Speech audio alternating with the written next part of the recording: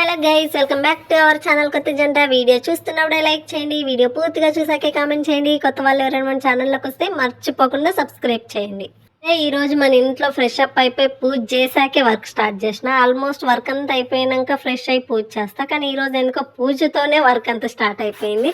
చూద్దాం రండి. ఇక్కడ మార్నింగ్ తన కోసం నేను అనేది రాగి సంకటి చేస్తున్నా. రాగి సంకటి రెసిపీ అడిగారు కదా, చాలా సింపుల్ ఉంటుంది. 1:2 ఉంటుంది రాగి సంగటికి. రాగి పిండి ఒక కప్పు తీసుకుంటే 2 కప్స్ వాటర్ తీసుకుంటే సరిపోతుంది.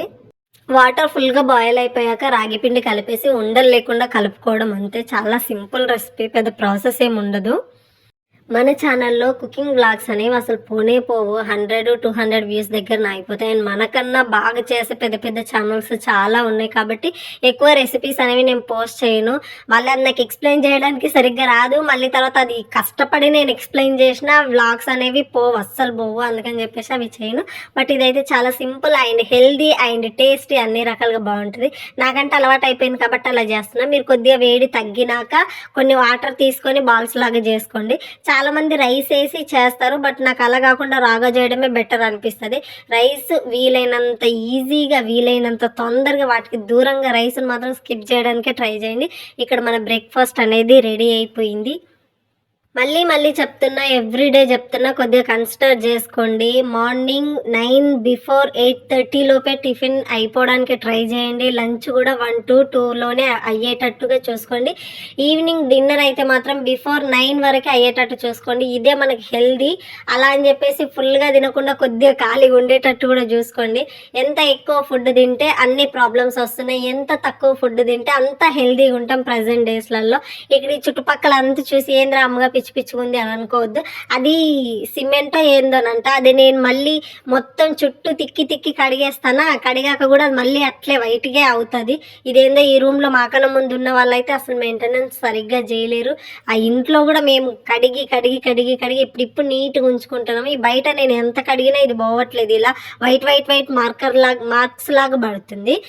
కడిగినప్పుడేమో మళ్ళీ నార్మల్ అనిపిస్తుంది. ఆరిపోతుంది కదా, గాలి వచ్చేసి మొత్తం ఎండిపోతుంది కదా, అప్పుడు మళ్ళీ ఇదే యాస్టీజ్ ఇదే ప్రాసెస్ అవుతుంది. ఏమన్నా తెలిస్తే మాకు కూడా చెప్పండి, ట్రై చేస్తాను నేను. ఇంతకు మన వీడియో లైక్ కొట్టారా లేదా? లైక్ కొట్టకపోతే లైక్ కొట్టండి. Likes most important. And feedback కూడా చాలా ఇంపార్టెంట్. ప్రీవియస్ వీడియోలో నాకు ఒక కామెంట్ వచ్చింది, ఏందమ్ము షర్ట్స్ అన్ని లూజ్గా వేస్తావు, ఏంది అలా వేయకూడదు, కొద్దిగా టైట్గా ఉండాలి అని చెప్పేసి చెప్పారు. నాకు డ్రెస్సింగ్ సెన్స్ ఉంది, నాకు తెలుసు డ్రెస్సింగ్స్ ఎలా వేయాలో కూడా నాకు తెలుసు, అన్నిట్లో అవేర్నెస్ ఉంది. బట్ నేను ఇంకొకరిని గైడ్ చేయాలంటే చేస్తాను తప్పితే ఏమో నాకు డే బై డే నా పైన నాకు ఇంట్రెస్ట్ అనేది పోతుంది. నేను ఇలా రెడీ కావాలి, నేను ఇలా డ్రెస్సింగ్ చేయాలి అని నాకేమనిపించదు. ఎందుకంటే ఇంట్లోనే కదా ఉంటాను. మేబీ బయటికి వెళ్ళి ఏదో ఒక వర్క్ చేస్తాను, ఏదో బయటికి వెళ్ళి ఆప్షన్ ఉంటే మనం రెడీ అవ్వాలి అనే ఫీల్ వస్తుంది. ఇంట్లోనే ఉంటాను కాబట్టి ఇంకా ఫ్రెష్ అయితే అంత స్నానం చేస్తానో చాలరా బాబు అని అంతలోనే ఉంటాను. ఇంకా పౌడర్ వేయడం కానీ ఏమీ వేయను, అసలు ఎలాంటి క్రీమ్స్ పెట్టను, పౌడర్ కూడా వేయను. నేను అప్పుడప్పుడు వేసేదాన్ని, ఈ మధ్య అది కూడా వేయట్లేదు. ఇంకా అంతే, స్నానం చేయడం ఉండడం అంతే. ఇంకా షర్ట్స్ ఎందుకు లూజ్ వేస్తామని నాకు కంఫర్ట్గా ఉంటుంది. ఇంట్లో వర్క్లు అవన్నీ చేసుకుంటాను కదా, అందుకని కంఫర్ట్ ఉంటుంది. అందుకని చెప్పేసి నేను అలా వేసుకుంటాను. తెలుసు నాకు మరీ అంత లూజ్గా వేయకూడదు అని. మరీ అందరూ ఈ మధ్యన బక్కగా అయిపోతున్నావు అంటున్నారు. అందుకే స్టిచ్చింగ్ ఉంటే బాడీకి ఇంకా బక్కగా అయ్యాను అనేసి అలాగే అంటారేమో అని చెప్పేసి కావాలని అలా లూజ్గా వేస్తాను నేను షర్ట్స్. అయినా భలే డీప్గా అబ్జర్వ్ చేస్తారు అబ్బా మీరు మన వ్లాగ్స్. పిన్ టు పిన్ అలా చెప్తూ ఉంటారు. అది నాకు కూడా హ్యాపీనే అలా చెప్తూ ఉంటే. తెలుసు, బట్ ఎందుకో నాకు అట్లా వేసుకోబోద్దు అయితే కంఫర్ట్గా ఉండాలనిపిస్తుంది. కంఫర్ట్ ఈజ్ మోస్ట్ ఇంపార్టెంట్ కదా.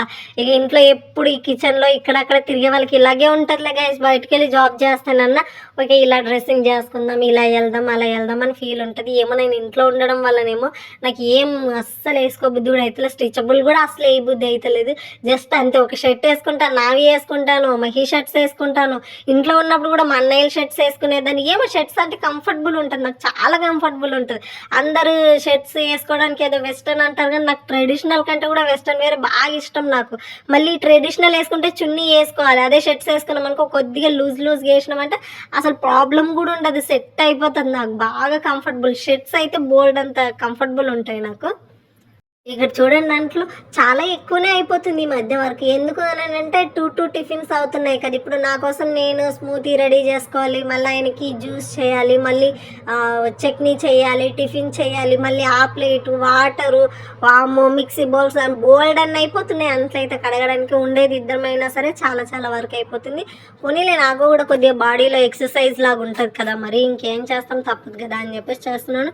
డైలీ చాలా వర్క్ ఉంటుంది. చూడండి, ఇన్ని అంట్లు ఎవరైనా వైఫ్ అండ్ హస్బెండ్ ఇద్దరికి, మాకైతే ఏదో 4-5 మెంబర్స్ ఉన్నట్టు ఉంటుంది.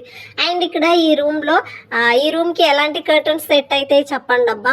అండ్ విండోస్కి అండ్ ఈ సెల్ఫ్స్కి రెండింటికి కలిపి ఒక మంచి కలర్ చెప్పండి. బెడ్రూమ్లో అయితేనేమో క్రీమ్ కలర్ సెట్ చేసిన, హాల్లోకి ఏదైతే బాగుంటుందో చెప్పండి, తీసుకుందాం అనుకుంటున్న కర్టన్స్.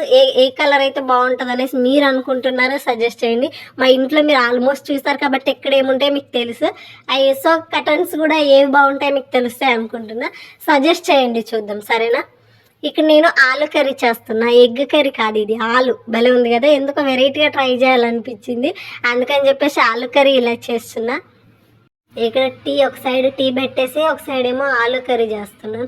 ఎందుకంటే ఇక్కడ ఉన్నంత ఆలులు వరస్ట్గా ఇంకెక్కడుండే స్వీట్ వచ్చేస్తుంది గైస్. ఆలూస్ అయితే ఎంత ఇరిటేటింగ్ వస్తుందంటే వీటిల్లో ఎన్ని మసాలాలు వేసి వేసి వేసి చేసినా సరే, నువ్వు ఎంత మసాలా అయినా ఇయ్యు, ఎంత కారమైనా ఇయ్యు, అది వచ్చేది ఒక ఫ్లేవర్ స్వీట్గానే వస్తుంది, అస్సలు బాగోదు, ఎంత చిరాకు వస్తుంది. బట్ ఇక తిన్న కర్రీసే రిపీట్లో తిని చిరాకు వస్తుంది కదా అని చెప్పేసి ఒకసారి ఇట్లా మసాలా పెట్టి ట్రై చేద్దాం, బాగుంటుందేమో, చూడ్డానికి బాగుంటే టేస్ట్ కూడా బాగుంటుందేమో అని చెప్పేసి ఇట్లా ట్రై చేసిన. బట్ అయినా సరే స్వీటే వచ్చింది, ఏం నచ్చలేదు, మస్తు కోపం వచ్చింది నాకు. చిన్నప్పటి నుంచి అక్కడే పెరిగి ఉండి సడన్గా దూరంగా ఉంటే లిటరల్లీ మిస్ అవుతున్నాం గైస్, చాలా అంటే చాలా. ఏం వెజిటేబుల్స్ రేట్లు, వాటర్ సరిగ్గా ఉండేవి, ఫుల్ ఎయిర్ ఫాల్, ఏం ఇరిటేటింగ్ ఉంది. ఎప్పుడు వెళ్ళిపోతానో నాకైతే సీరియస్గా. హైదరాబాద్లో అన్నీ బాగుంటాయి గైస్, ఇక్కడ ఏం బాగలేవు, నాకు ఏం నచ్చుతలు. ఫుల్ అడ్జస్ట్ అయ్యి ఉంటున్నా. సర్లే అలవాటు అయిపోతుందేమో అనుకుంటున్నాను. 2 ఇయర్స్కి దగ్గరకు వచ్చినా సరే అలవాటే అవుతలేదు.